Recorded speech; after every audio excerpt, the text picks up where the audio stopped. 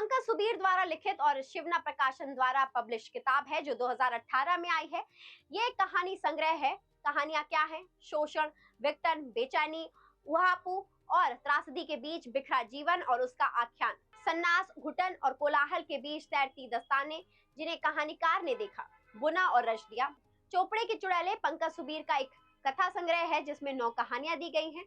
संकेत प्रधान शैली में लिखी गई है। लेखक पंकज सुबीर अपने कहानी के माध्यम से पाठकों को स्तब्ध कर देते हैं। पाठकों को सोचने की नई जमीन मिलती है। कहानी संग्रह चोपड़े की चुड़ैल भी जीवन का ऐसा ही आख्यान है। जीवन की दस्तानों का गुलदस्ता, गुलदस्ते से ज्यादा जिंदगी के सुख दुख की बगिया। कहीं फूल हैं, कहीं कांटे, कहीं बेल चढ़ रही है तो कहीं मुरझाई सी निड़ाल पड़ी है। कथाओं की इस बगिया में बदलती ऋतुओं की आहट है तो आते जाते मौसमों की दस्तक, प्यार दुलार की भेंट है तो मोहब्बत से भरी तकरार भी।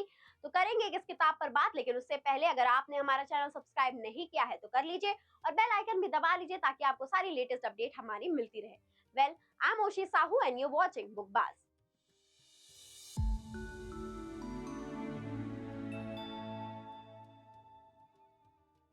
पहली कहानी जनाब सलीम, लंगड़े और श्रीमती शीला देवी की जवानी है। दूसरी, अप्रैल की एक उदास रात। सुबह अब होती है, अब होती है, अब होती है। चोपड़े की चुड़ैलें इन दिनों पाकिस्तान में रहता है। रेपिश्क, ढकी भूमेक, औरतों की दुनिया और चाबी, ये सारी ही कहानियां एक कस्बे से महानगर पहुंचने, जीवन की त्रासदी और विडंबनाओं का पाठ है। इन कहानियों के पात्र बदलते हुए जीवन में नए संघर्षों के साथ हैं। यहाँ प्रेम है, नफरत है, सांप्रदायिकता है, एकाकीपन है, धर्म के ठगने वाले रूप हैं, अपराध है, रिश्तों के बीच तिलिस्म है, झूठ, फरेब और उसमें बचती मनुष्यता का पाठ है। इन सभी कहानियों पर विस्तार की जरूरत नहीं। पहली कहानी जनाब सलीम, लंगड़े और श्रीमती शीला देवी की जवानी में सामाजिक कुरीतियों और विकृतियों को उजागर किया गया है। ये दोनों ही इस कहानी के मुख्य पात्र हैं। सलीम नाम देखकर कथा को सांप्रदायिक एंगल भी दिया जाता है।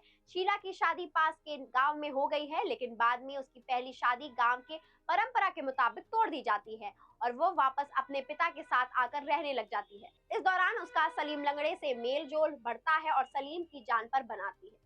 दूसरी कहानी अप्रैल की एक उदास रात एक प्रतिशोध कथा है जिसमें फिल्मी और गैर फिल्मी गीतों के माध्यम से नायिका के विरह और वेदना को चित्रित किया गया है। कहानी के संवाद पाठकों को एकदम अपने में बांध लेते हैं। दिन, रात और दोपहर का वर्णन कथा में बखूबी किया गया है और अंत एकदम पाठक को अचंभित करके छोड़ जाता है। प्रेमी के धोखा देने के बाद उसके साथ एक रात बिताने की मांग करना आज की नारी के लिए भी अत्यंत कठिन है।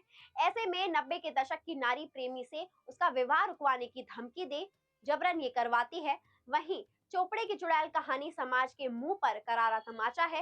इस कहानी के माध्यम से लेखक ने बहुत से प्रश्न उठाए हैं जो अपने आप में उत्तर भी हैं। ये कहानी उन लोगों को जवाब देती है जो कहते नहीं थकते कि आज की पीढ़ी में संस्कार नहीं है, कोई लाज लिहाज नहीं। कहानी बताती है कि कैसे अपनी पूर्वजों के पीछे चलते हुए एक समाज पतन की दिशा में बढ़ता है। संग्रह की कहानियों में तेज गति से पतन की ओर जाते समाज की चिंता नजर आती है। यहाँ लेखक मानव मन के गहरे में उतरकर उनके भावों को पाठकों के सामने रखने का सुंदर प्रयास करता भी दिखता है। पर कई बार कहानियां पढ़ते हुए ऐसा लगता है कि लेखक बातों को जरूरत से ज्यादा विस्तार दे रहा है, जिसे पाठक ऊब भी सकते हैं। पंकज सुबीर वैसे तो मूलतः नरसिंहपुर जिले के करेली कस्बे के हैं, लेकिन अब भोपाल से सटे सीहोर जिले में रहते हैं। यहाँ पंकज अपना बरसों पुराना एक कंप्यूटर सेंटर चलाते हैं, जहाँ कंप्यूटर को सीखने की चाह रखने वाले गरीब बच्चों को वे मुफ्त में ही कंप्यूटर कोर्सेज की ट्रेनिंग देते हैं।